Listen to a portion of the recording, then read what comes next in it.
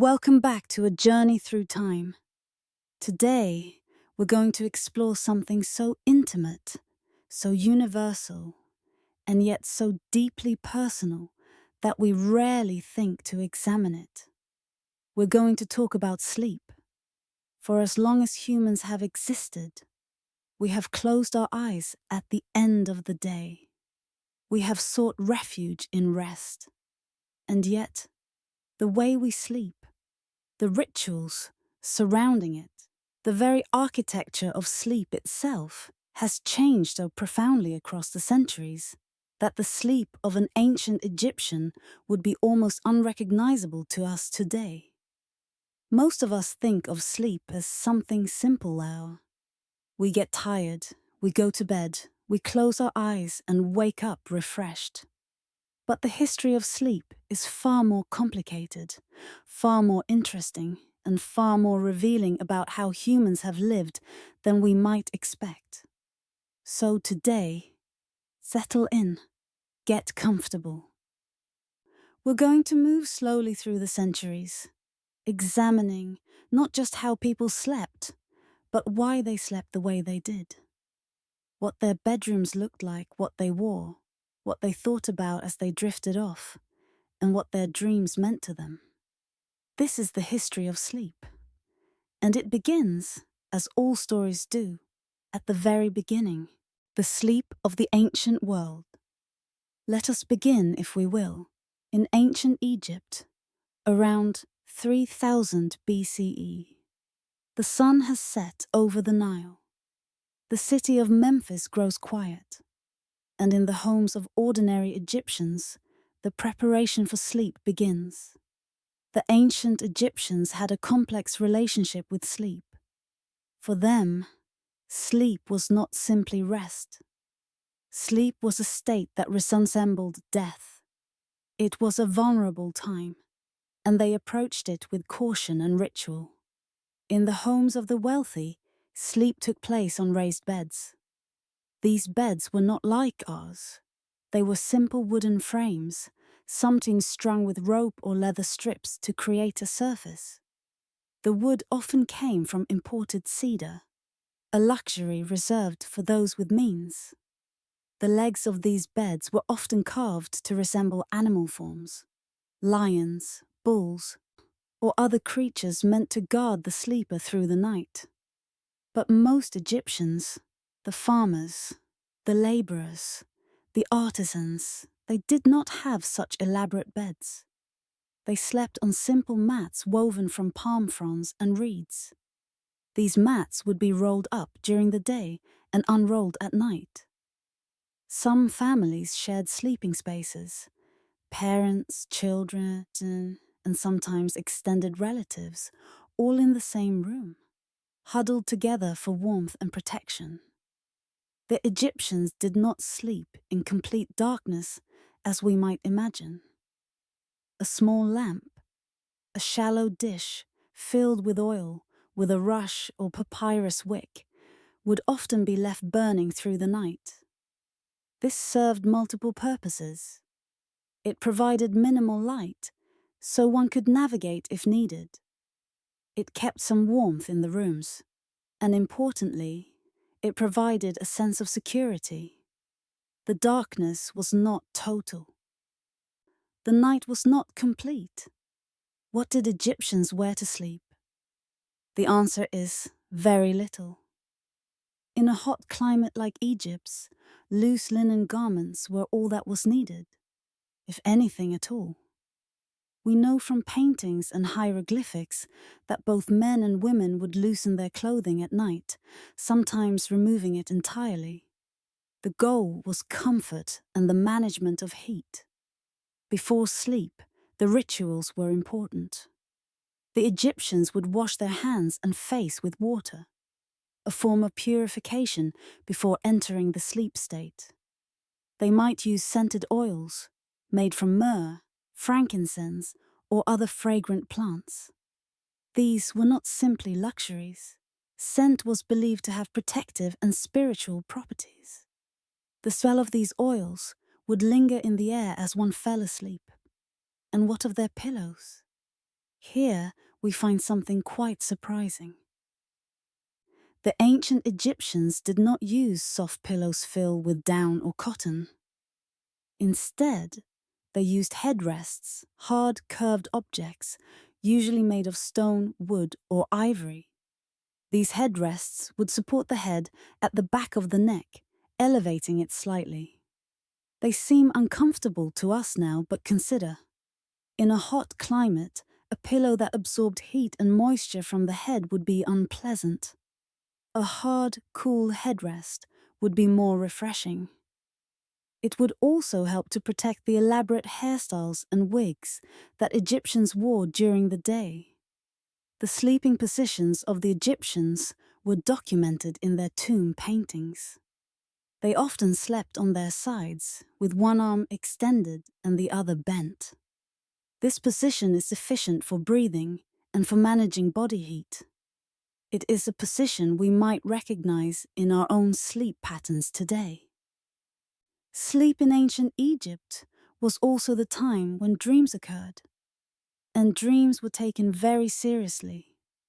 The Egyptians believed that dreams were messages from the gods, glimpses into other worlds, warnings of things to come. There were dream interpreters in Egyptian society, much as there would be later. A dream of flooding waters might mean prosperity was coming. A dream of falling might warn of danger ahead. When a person in ancient Egypt fell ill in the night or woke with fear, there were rituals to protect them. They might recite spells or prayers, they might touch protective amulets worn around the neck or placed near the bed. They might call out to wake others in the household. Because solitude in the darkness was frightening. Sleep was safe. Waking in the darkness was not. Now, let us move forward in time. Let us travel to ancient Greece, around the same period, or perhaps a few centuries later. The relationship with sleep here was somewhat different. The ancient Greeks saw sleep as necessary, but somewhat suspicious. The philosopher Aristotle would later write extensively about sleep, trying to understand its nature and purpose. Was it a death-like state? Was it necessary for health? Why did we lose consciousness? In the homes of ancient Greeks, the sleeping arrangements were quite different from those in Egypt. In a typical Greek home, the primary sleeping room was called the thalamos. This was usually the innermost room of the house, furthest from the entrance. This arrangement was deliberate. It provided privacy and security. Greek beds, called klein, were wooden frames with a woven mesh of straps or rope. Unlike Egyptian beds, they were often lower to the ground. The Greeks might use a mattress, a filled sack of wool or straw, or simply the rope base itself. Pillows were small and often made of feathers or down. Blankets were made of wool or linen, depending on the season and the family's means. What strikes us now is the communal nature of Greek sleep. In many households, family members would sleep in the same room. Servants might sleep in the same space as their employers, or in adjoining rooms. Privacy was not a value as we understand it today. The presence of others provided security and warmth. The Greeks, too, had sleep rituals. Before bed, one might drink a mixture of wine and herbs, perhaps chamomile, or the ancient equivalent. These herbal drinks were believed to promote sleep and pleasant dreams. The practice would persist for millennia, continuing into the Middle Ages and beyond. Night clothes in ancient Greece were minimal, often just a simple chiton, a draped garment, loosely worn. As with the Egyptians, the goal was comfort without overheating. And what of the Greek relationship with sleep itself? There was a certain ambivalence. Sleep was necessary, yes, but there was a sense that sleep was also a loss of time, a surrender of consciousness. the ideal was to be awake, alert, and active. To sleep for long hours was seen as lazy or excessive. Many Greeks, particularly those of the upper classes, would pride themselves on needing very little sleep. This value, the glorification of wakefulness, would appear again and again in various cultures throughout history. As we move into the Roman period, we find sleep becoming more regimented, more organized by the structures of society. In ancient Rome, around the 1st century CE, the concept of sleep had become more systematic, more tied to the daily rhythms of urban life and social hierarchy. Rome was a city of millions. It was crowded, noisy, and bustling with activity from dawn to dusk. Sleep in Rome, then, was precious, and it was often interrupted.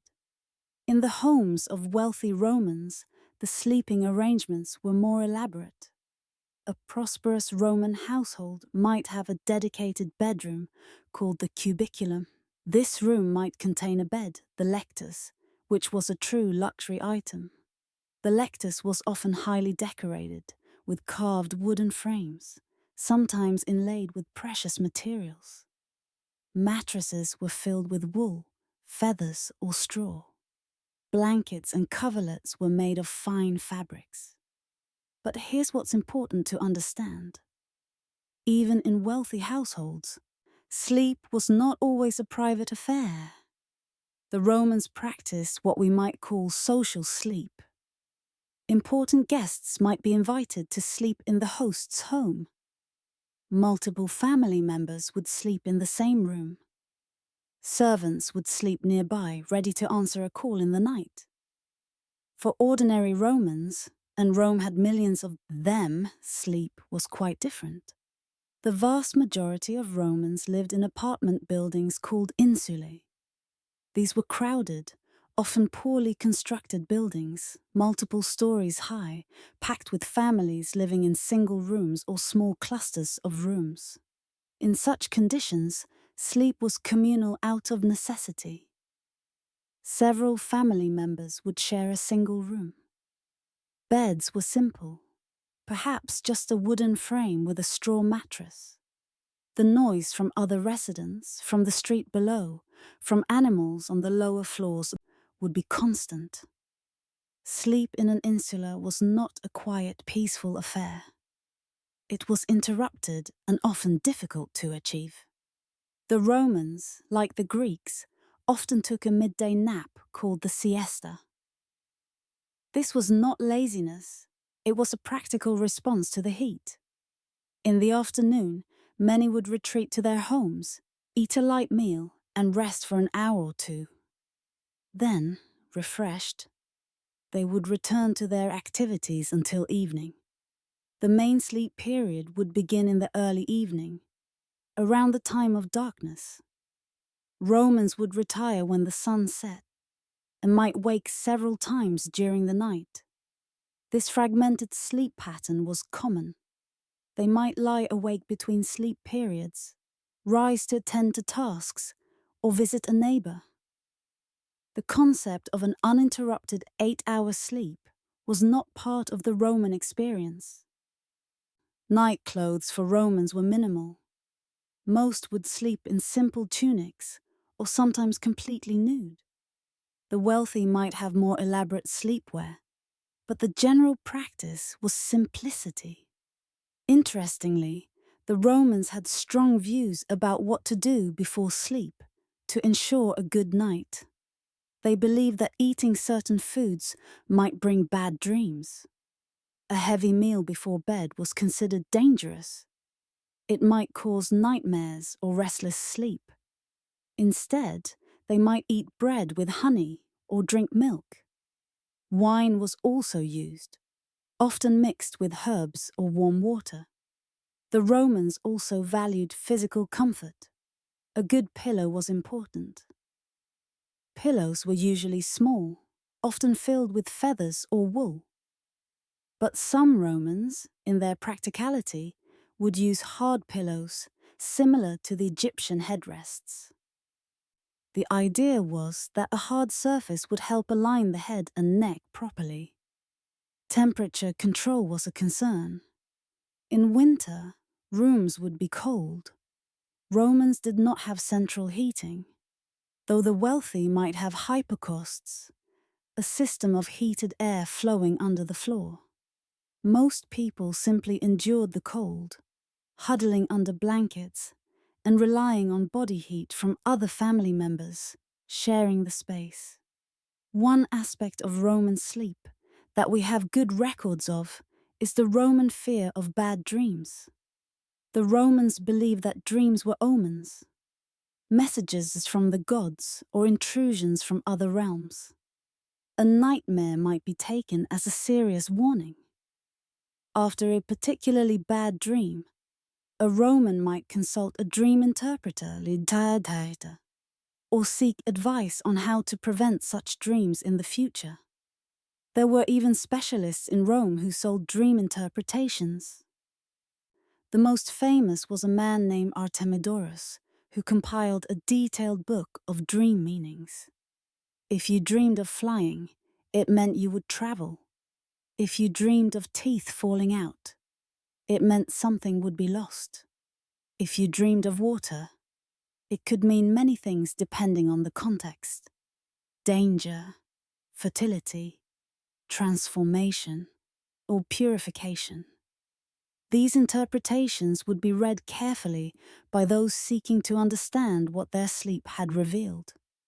The Romans also had a strong belief in the evil eye and other supernatural dangers. Before sleep, they might engage in protective rituals. A charm or amulet might be placed near the bed. Protective words might be spoken. The night was understood to be a time when malevolent forces were more active, when one was more vulnerable. We now step into the Middle Ages, a period spanning roughly 1,000 years of European history. It is here that the concept of sleep changed in profound ways, shaped by religion, superstition, social structures, and the very architecture of medieval homes. The medieval period was deeply religious. The Christian church dominated not just spiritual life, but the organization of time itself. The day was divided into prayer times: matins, lauds, prime, terce, sext, none, vespers, and compline. This structure affected sleep profoundly. For monks and nuns, sleep was literally interrupted. A bell would ring in the middle of the night, calling them to rise for the service of matins. They would stumble from their beds half asleep and make their way to the church for prayer. This was not optional. This was the rhythm of religious life. So the sleep of monks and nuns was fragmented by design. They would sleep for a few hours, wake for prayers, sleep again, wake for more prayers. Sleep was a series of episodes punctuated by religious obligations. For ordinary people, sleep was also structured, but differently.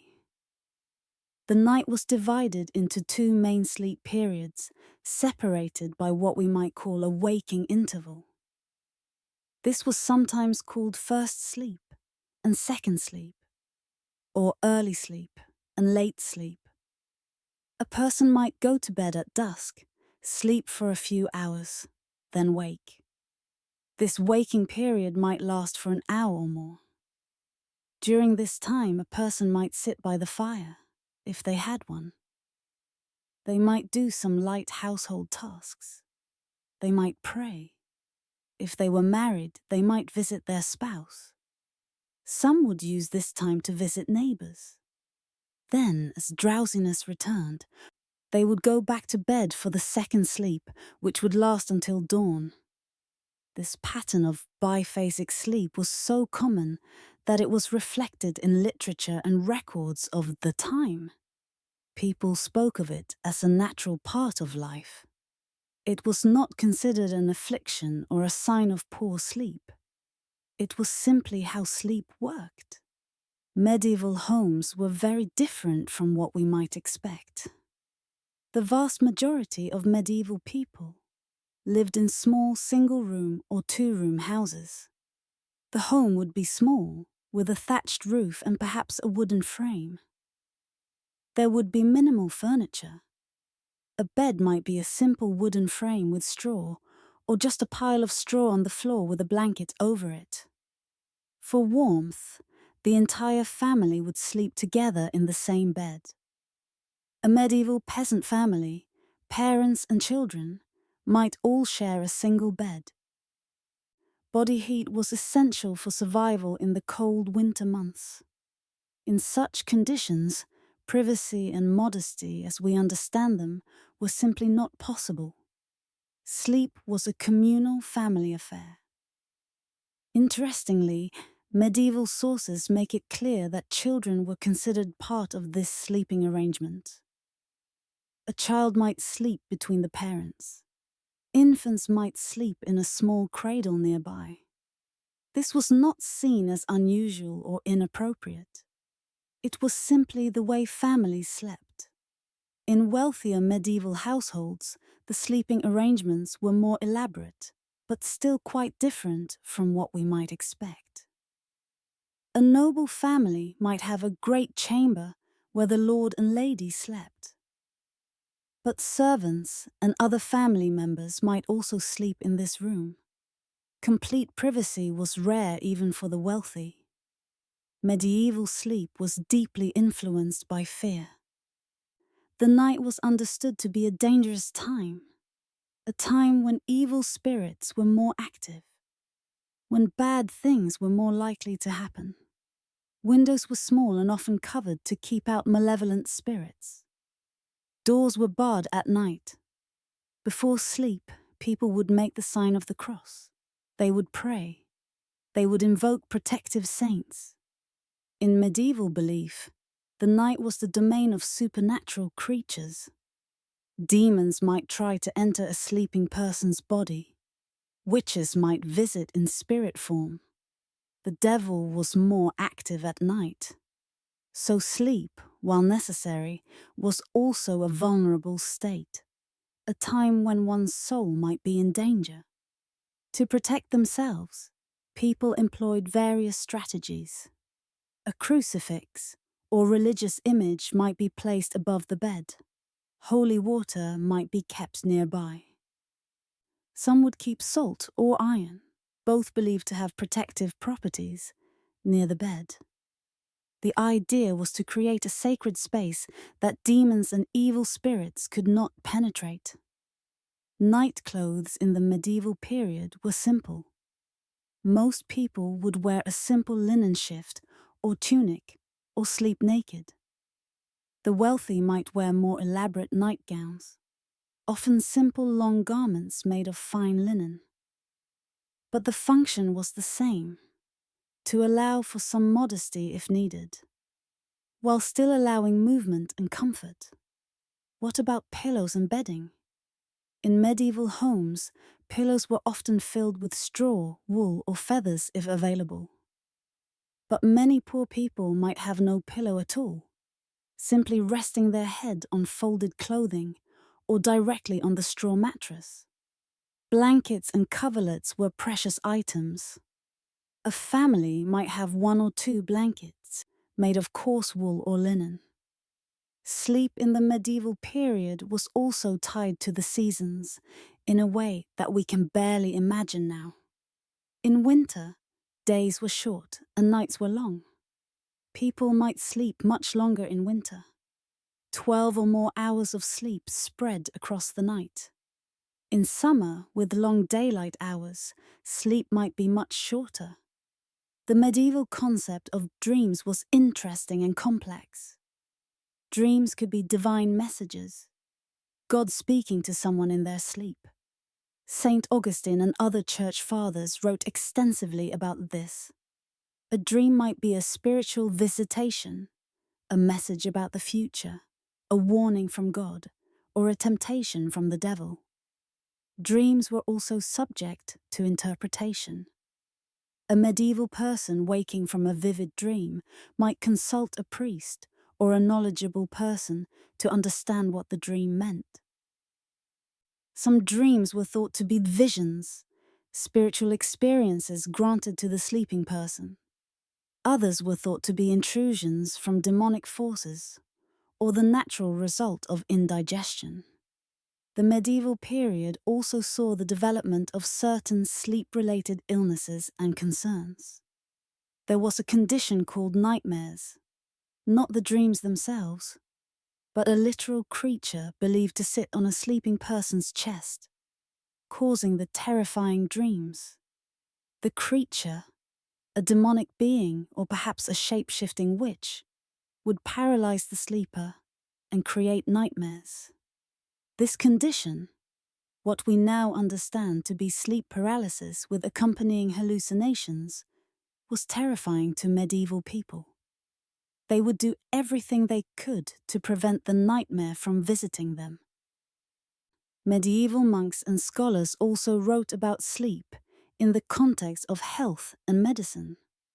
The balance of the four humours, blood, phlegm, yellow bile, and black bile, was thought to affect sleep. Too much of one humour might cause insomnia or excessive sleepiness. A physician might be consulted about sleep problems. He might recommend certain herbs, or certain foods, or bloodletting to restore the proper balance. There were also medieval remedies for sleeplessness. One might be given poppy seeds or opium. One might be advised to eat certain foods, like barley bread or milk. One might be told to take a warm bath or to apply warm oils to the temples. Some of these remedies had actual efficacy. Others were purely psychological. But all were part of the medieval understanding of how to promote good sleep. The medieval period also saw the development of certain bedtime rituals that would persist for centuries. Before sleep, a person might remove their outer clothes and dress in simpler garments. They might wash their face and hands, a form of purification. They might eat a light meal. They might pray. In monasteries, there were specific rituals before sleep, including the reading of sacred texts and the singing of hymns. One thing that strikes us now is how integrated sleep was into the medieval day. It was not a separate activity set apart from daily life. It was woven into the fabric of the day, a natural part of the rhythm of existence. People slept when it was dark, woke when it was light, and adapted their sleep to the seasons and to the demands of their lives. As we move toward the end of the medieval period and the beginning of the Renaissance, sleep practices began to change. The invention of better artificial lighting, the development of new technologies, and changing social structures would all affect how people slept. As we enter the Renaissance and the early modern period, roughly from 1500 to 1800, we see sleep beginning to transform. The world is changing. Technology is advancing, social structures are shifting. And with them, the experience of sleep is changing too. One major development is the increasing availability of artificial lighting. Candles become more common and more affordable. Oil lamps become more refined. This means that evening does not have to end when the sun sets. Life can continue into the darkness. Work can continue. Social activity can continue. This has a profound effect on sleep. In medieval times, sleep essentially began at sunset, or shortly after. The darkness made all other activities difficult or impossible. So sleep was almost inevitable when darkness came. But as lighting improves, sleep is delayed. People can read, work, socialize, or conduct business well into the evening. Sleep becomes something that happens later after these other activities are completed. In the homes of wealthy people in the early modern period, we see changes in architecture and furniture. Beds become more elaborate. They become status symbols. A fine bed with carved wooden posts and expensive fabrics indicates wealth and power. These beds are often very high, requiring steps to climb into them. They are often enclosed with curtains or drapes, creating a private sleeping chamber within a room. These enclosed beds served multiple purposes. The curtains provided warmth. They helped trap heat inside the bed. They also provided privacy, or at least the appearance of privacy. Someone could change clothes or sleep more privately behind the curtains, and they kept out cold drafts and potentially harmful air. Medieval medicine believed that night air was corrupted and could cause illness. Enclosed beds were thought to protect against this miasma. Bedding becomes more elaborate for the wealthy. Multiple blankets, sheets of fine linen, pillows filled with goose down, coverlets made of expensive fabrics. All of these are signs of wealth. An ordinary person might have a straw mattress and a single wool blanket. A wealthy person might have several layers of linens, multiple pillows, and beautiful coverlets. But what's interesting is that even with these improvements, the sleeping habits of the wealthy remained quite similar to the medieval period. They still experienced fragmented sleep. They still woke in the middle of the night. They still had a first sleep, a second sleep. This suggests that fragmented sleep was not a failure of their sleep environment, but rather a natural pattern that humans returned to when they didn't have to maintain a rigid schedule. For ordinary people, sleep conditions improved gradually. Better housing became more common. A peasant cottage might have a small window now, or better insulation. Beds might be raised off the ground on simple frames rather than just piles of straw on the floor. Blankets might be made of better material. Life was improving slowly for most people. But the cities were growing, and in growing cities, sleep was often difficult. Urban living meant crowded conditions. Multiple families might live in a single small house or apartment. Noise from the streets would be constant. Animals, roosters, chickens, pigs would make their sounds at night. Sleep in the city was often broken and unsatisfying. Let's look at a specific example. London in the 1600s. A typical working-class family, a printer's apprentice for instance, might live in a small room in a crowded building. The room would be shared with other apprentices, perhaps 3 or 4 sleeping in the same bed or on pallets on the floor.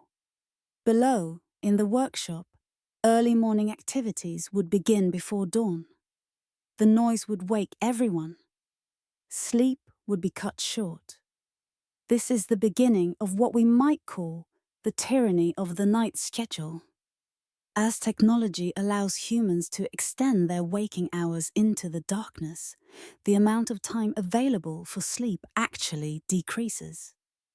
People who once slept 10 or 12 hours a night now sleep perhaps 7 or 8, because there are now so many things to do after dark.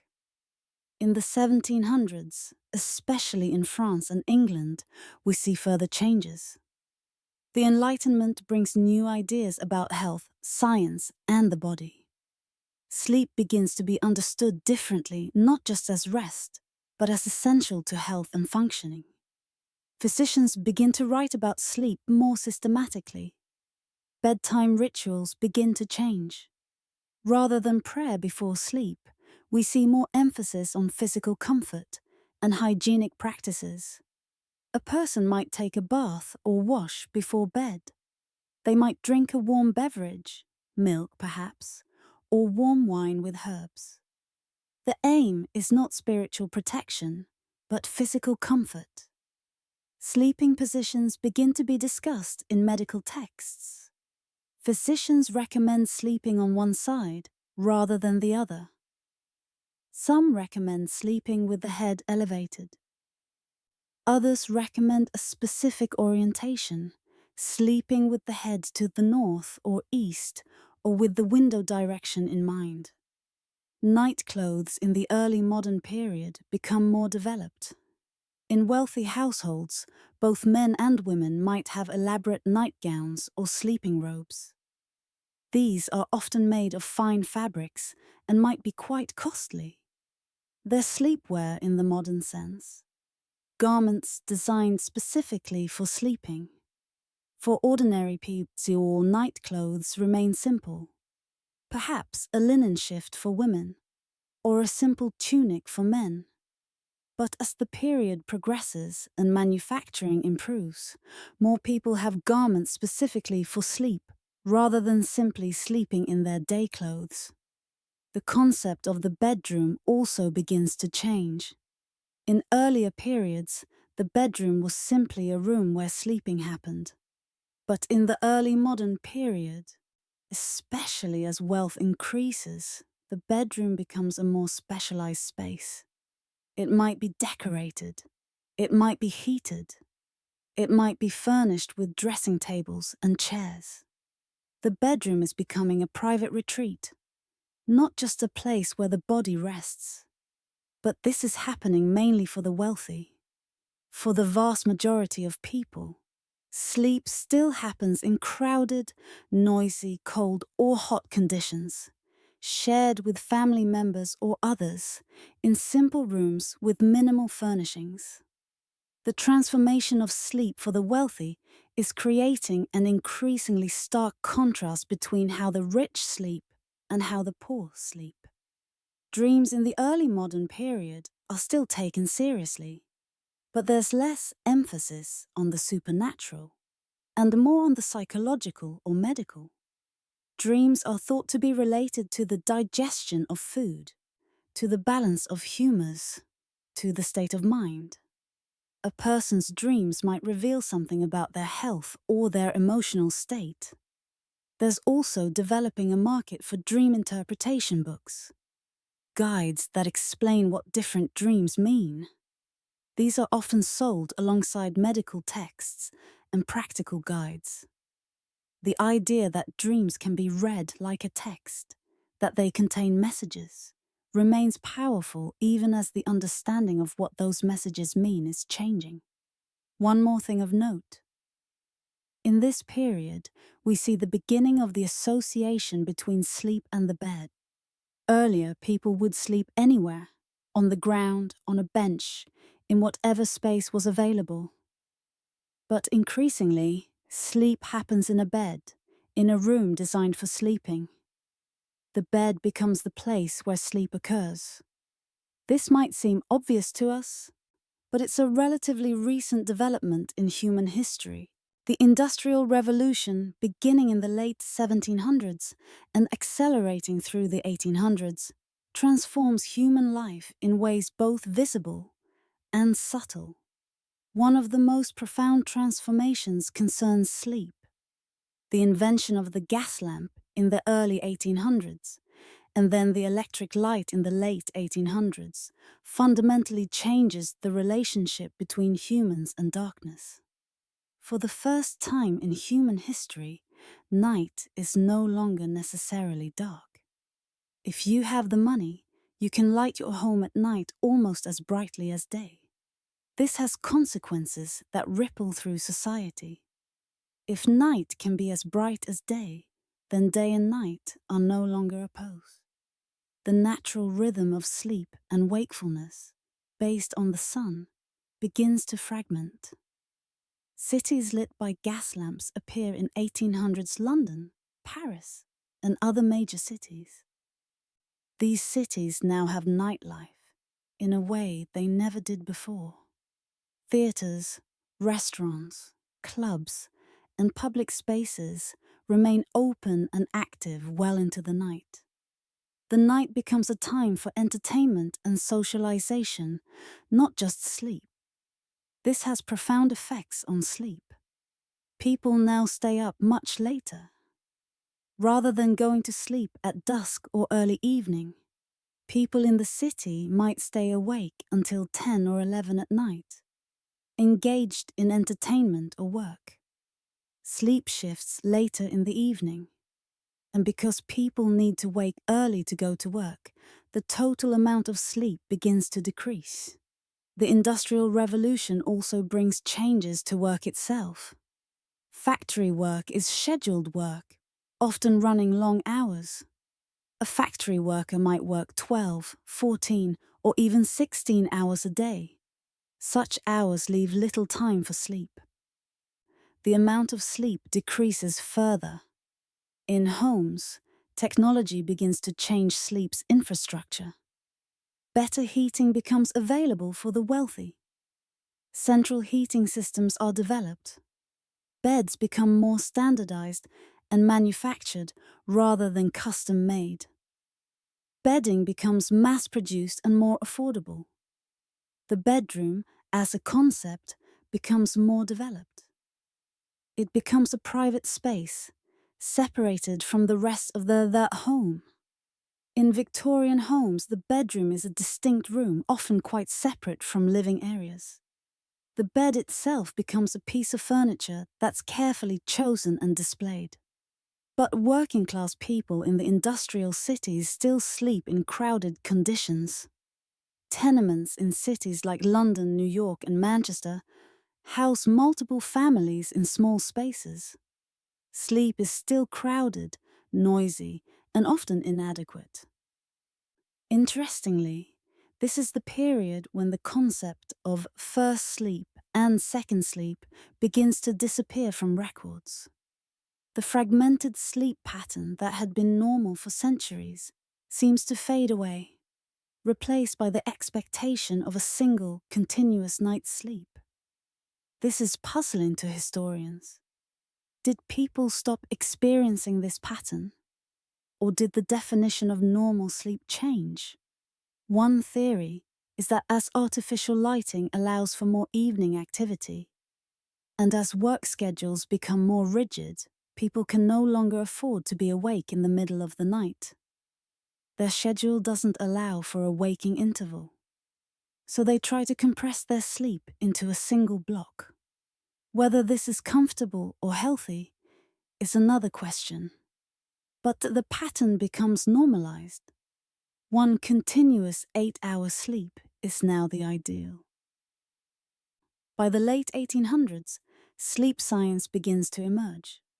Researchers start studying sleep using scientific methods. They measure brainwaves. They study the effects of sleep deprivation. They investigate the stages of sleep. Sleep is becoming something to be studied and understood, not just experienced. There's a growing concern about sleep, particularly about insomnia. Victorian and Edwardian societies begin to see sleeplessness as a disease, a problem to be solved. Physicians prescribe various remedies. Bromide salts become popular. Later, barbiturates are introduced. For the first time, there are pharmaceutical interventions for sleep problems. Night clothes in the 1800s become more elaborate and gendered. Nightgowns for women become beautiful, often quite elaborate, with lace and embroidery. They're designed not just for comfort, but for appearance. Men's nightshirts become standard as well. The idea of proper sleepwear, garments designed specifically for sleep and worn only at night, becomes established. In wealthier households, the bedroom becomes more decorative and comfortable. Carpets on the floor, wallpapered walls, carefully chosen furniture. The bedroom is no longer just a place to sleep, but a private retreat, an expression of taste and status. The mattress undergoes changes as well. The coil spring mattress is invented, making beds more comfortable and longer lasting. Inner spring mattresses become standard by the early 1900s. Pillows are filled with better materials, providing more consistent support. As we move into the early 1900s, there's an increasing emphasis on sleep hygiene, the idea that sleep quality can be improved through proper practices. Physicians recommend a cool room, a firm mattress, clean bedding, comfortable sleepwear, and a regular schedule. These recommendations would sound quite modern to us now. Advertising begins to play a role in shaping ideas about sleep. Companies advertise mattresses, pillows, bedding, and sleep aids. They create desires for better sleep comfort. The messaging is sophisticated. These products don't just provide comfort, but health, beauty, and success. A person who sleeps well is more attractive, more productive, more successful. There's also a growing anxiety about not getting enough sleep. Insomnia becomes something people worry about. The fast pace of modern life is blamed for sleep problems too. The constant stimulation of the modern world, electricity, noise, excitement, is seen as interfering with the body's natural desire for rest. Sleep becomes something to be conquered, controlled, optimized. It's no longer just something that happens, it's something to be managed. As the 20th century unfolds, sleep experiences profound changes.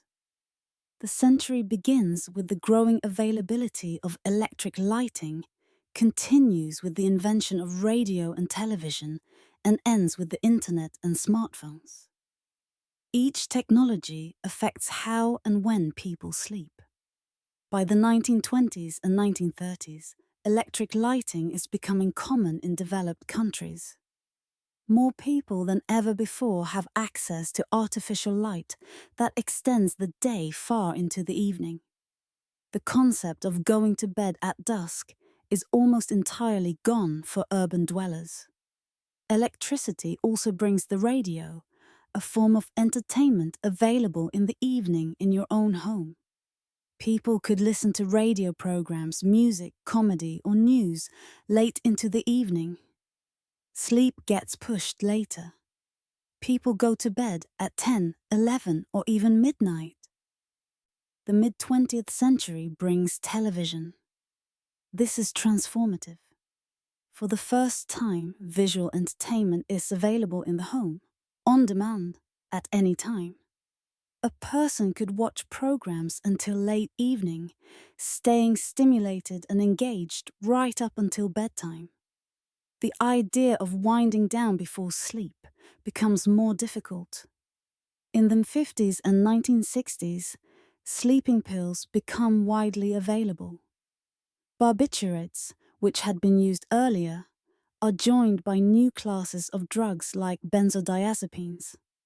These are prescribed for insomnia, anxiety, and other sleep problems. The pharmaceutical management of sleep becomes normal. If you can't sleep naturally, you take a pill. The bedroom itself continues to evolve. By the mid-20th century, in developed countries, the bedroom is typically a private space, reserved for sleep and intimate activity. Children have their own bedrooms, if the family has enough space. Adults have privacy. This is a remarkable change from earlier centuries when sleeping spaces were shared. But the quality of sleep is not necessarily better. In fact, studies begin to show that modern people are sleeping less than previous generations. The average amount of sleep has decreased significantly. Where a person in 1900 might have slept 8 or 9 hours, a person in 1950 might sleep only 7 hours. And by 2000, many people are sleeping 6 hours or even less. This decrease in sleep is attributed to various factors. Electric lighting extending the day, more work and stress, more entertainment options, busier schedules, more noise and light pollution. The world is becoming faster, more stimulating, more demanding. Sleep suffers. The study of sleep becomes more sophisticated.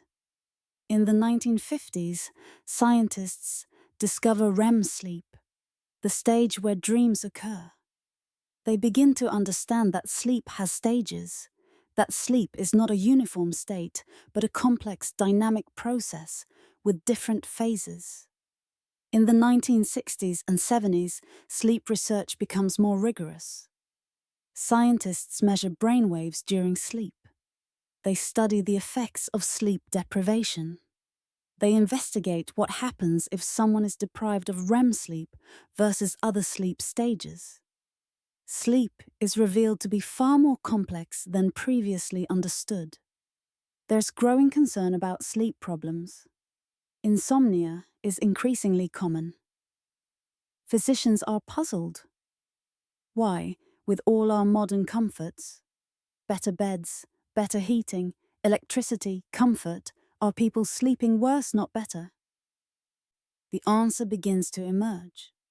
The modern world itself is incompatible with good sleep. The constant stimulation, the constant light, the constant demands on attention and time all work against natural sleep. We've created an environment that's fundamentally hostile to rest. The bedroom in the later 20th century begins to acquire comforting purposes. Where it was previously just for sleep, it now might also be for television watching. By the 1970s and 1980s, it's common to have a television in the bedroom. This means that sleep and entertainment are mixed together in the same space. Bedding and mattresses continue to improve. By the late 20th century, there are elaborate mattress systems with different firmness levels, different layers designed for different purposes. Pillows are designed with specific support. Sheets might be made of specialized fabrics designed to regulate temperature. Sleep has become a consumer category with lots of products. But despite these improvements, people report sleeping worse. Sleep problems increase. The number of people taking sleeping pills increases. The desire to sleep more, to rest more, becomes something people express frequently. The late 20th century also sees an interesting paradox. Even as sleep products improve and become more available, sleep itself is increasingly viewed as a luxury, something people struggle to get enough of. Success is increasingly associated with working hard, staying up late, getting up early. There's a cultural valorization of exhaustion, of pushing through tiredness. The person who can function on 5 hours of sleep is seen as tough, dedicated, successful. This is remarkably different from earlier periods when sleep was viewed as necessary and natural, if somewhat suspicious. Now, sleep is something you might feel guilty about. Sleeping too much is lazy. Sleeping enough is a luxury. Sleep is in tension with productivity and success. The bedroom becomes, in many cases, a kind of refuge from the demanding world outside. It's the one place where one might have privacy and control. But even here, by the end of the century, technology is invading. Computers, internet access, mobile phones, all begin to appear in bedrooms. Sleep also becomes increasingly class-based. Wealthy people can afford better mattresses, better bedding, better bedrooms, sometimes even vacation time specifically for rest. Poor people might be sleeping on cheap mattresses in noisy conditions, with multiple jobs or stressful circumstances that prevent good sleep. By the end of the 20th century, the transformation is complete. Sleep has gone from being a simple, natural, integrated part of daily life to being a complex, problematic, consumer-driven concern. We have better tools for sleeping, but we sleep worse. We have more privacy, but more pressure. We have more information about sleep, but less peace. As the 20th century unfolds, sleep experiences profound changes. The century begins with the growing availability of electric lighting, continues with the invention of radio and television, and ends with the internet and smartphones. Each technology affects how and when people sleep. By the 1920s and 1930s, electric lighting is becoming common in developed countries. More people than ever before have access to artificial light that extends the day far into the evening. The concept of going to bed at dusk is almost entirely gone for urban dwellers. Electricity also brings the radio, a form of entertainment available in the evening in your own home. People could listen to radio programs, music, comedy, or news late into the evening. Sleep gets pushed later. People go to bed at 10, 11, or even midnight. The mid-20th century brings television. This is transformative. For the first time, visual entertainment is available in the home, on demand, at any time. A person could watch programs until late evening, staying stimulated and engaged right up until bedtime. The idea of winding down before sleep becomes more difficult. In the 50s and 1960s, sleeping pills become widely available. Barbiturates, which had been used earlier, are joined by new classes of drugs like benzodiazepines. These are prescribed for insomnia, anxiety, and other sleep problems. The pharmaceutical management of sleep becomes normal. If you can't sleep naturally, you take a pill. The bedroom itself continues to evolve. By the mid-20th century, in developed countries, the bedroom is typically a private space, reserved for sleep and intimate activity. Children have their own bedrooms, if the family has enough space. Adults have privacy. This is a remarkable change from earlier centuries when sleeping spaces were shared. But the quality of sleep is not necessarily better. In fact, studies begin to show that modern people are sleeping less than previous generations. The average amount of sleep has decreased significantly. Where a person in 1900 might have slept 8 or 9 hours, a person in 1950 might sleep only 7 hours. And by 2000, many people are sleeping 6 hours or even less. This decrease in sleep is attributed to various factors. Electric lighting extending the day, more work and stress, more entertainment options, busier schedules, more noise and light pollution. The world is becoming faster, more stimulating, more demanding. Sleep suffers. The study of sleep becomes more sophisticated. In the 1950s, scientists discover REM sleep, the stage where dreams occur. They begin to understand that sleep has stages, that sleep is not a uniform state, but a complex dynamic process with different phases. In the 1960s and 70s, sleep research becomes more rigorous. Scientists measure brainwaves during sleep. They study the effects of sleep deprivation. They investigate what happens if someone is deprived of REM sleep versus other sleep stages. Sleep is revealed to be far more complex than previously understood. There's growing concern about sleep problems. Insomnia is increasingly common. Physicians are puzzled.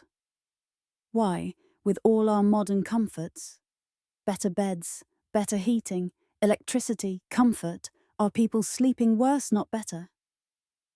The answer begins to emerge. The modern world itself is incompatible with good sleep. The constant stimulation, the constant light, the constant demands on attention and time all work against natural sleep. We've created an environment that's fundamentally hostile to rest. The bedroom in the later 20th century begins to acquire competing purposes. Where it was previously just for sleep, it now might also be for television watching. By the 1970s and 1980s, it's common to have a television in the bedroom. This means that sleep and entertainment are mixed together in the same space. Bedding and mattresses continue to improve. By the late 20th century, there are elaborate mattress systems with different firmness levels, different layers designed for different purposes. Pillows are designed with specific support. Sheets might be made of specialized fabrics designed to regulate temperature. Sleep has become a consumer category with lots of products. But despite these improvements, people report sleeping worse. Sleep problems increase. The number of people taking sleeping pills increases. The desire to sleep more, to rest more, becomes something people express frequently. The late 20th century also sees an interesting paradox. Even as sleep products improve and become more available, sleep itself is increasingly viewed as a luxury, something people struggle to get enough of. Success is increasingly associated with working hard, staying up late, getting up early. There's a cultural valorization of exhaustion, of pushing through tiredness. The person who can function on 5 hours of sleep is seen as tough, dedicated, successful. This is remarkably different from earlier periods when sleep was viewed as necessary and natural, if somewhat suspicious. Now, sleep is something you might feel guilty about. Sleeping too much is lazy. Sleeping enough is a luxury. Sleep is in tension with productivity and success. The bedroom becomes, in many cases, a kind of refuge from the demanding world outside. It's the one place where one might have privacy and control. But even here, by the end of the century, technology is invading. Computers, internet access, mobile phones, all begin to appear in bedrooms. Sleep also becomes increasingly class-based. Wealthy people can afford better mattresses, better bedding, better bedrooms, sometimes even vacation time specifically for rest. Poor people might be sleeping on cheap mattresses in noisy conditions, with multiple jobs or stressful circumstances that prevent good sleep. By the end of the 20th century, the transformation is complete. Sleep has gone from being a simple, natural, integrated part of daily life to being a complex, problematic, consumer-driven concern. We have better tools for sleeping, but we sleep worse. We have more privacy, but more pressure. We have more information about sleep, but less peace. We have now traveled through thousands of years of human sleep. We've seen sleep in ancient Egypt and Rome. We've experienced the medieval night with its spiritual fears and protective rituals. We've witnessed the transformation brought by artificial lighting and industrialization. We've observed the modern obsession with optimization and the anxiety that accompanies it. What can we take from this journey? What does the history of sleep teach us? First, perhaps, is that sleep has always been important. Humans have always known that sleep is necessary. But the way we understand sleep, the way we value it, the way we protect it or sacrifice it has changed dramatically. Second, our modern struggles with sleep are not entirely individual failures. They're not simply about your personal sleep habits or your individual choices, and they're a part of larger historical and cultural currents. The modern world is genuinely hostile to good sleep in many ways. The constant light, the constant stimulation, the constant demands on our attention, these are not conducive to rest. Third, there was a time when sleep was different. It was fragmented, yes, but it was also accepted as natural. People were not anxious about their sleep patterns because fragmented sleep was the norm. There was no sense that they were failing at sleep. Now we're told that 8 continuous hours is the ideal, and anything less is a problem. But we live in a world that makes those 8 continuous hours increasingly difficult to achieve. Fourth, different times and places have found different solutions to the challenge of sleeping well. Medieval people protected their sleep with spiritual practices. Victorian people created elaborate bedrooms. Modern people invest in technology and products. None of these solutions is foolproof. Sleep remains a challenge. And finally, perhaps most importantly, sleep is deeply human. It's universal. Every human being sleeps. And in the specifics of how we sleep, what we wear, where we sleep, who we sleep near, what we believe about sleep, how we prepare for sleep, we see the values and conditions of our particular time and place. As we lie down to sleep tonight, we're not just resting our bodies. We're participating in a practice that humans have engaged in since the beginning of time. Our sleep connects us to countless generations before us, and it connects us to countless generations yet to come. The history of a sleep is, in many ways, the history of humanity. It's the story of how we've tried to protect ourselves from the darkness, how we've found comfort and community, how we've struggled with the demands of our world. It's intimate and universal, personal and historical, simple and profound. Sleep well, rest deeply, and know that in your sleep, you're part of an ancient and continuing human story.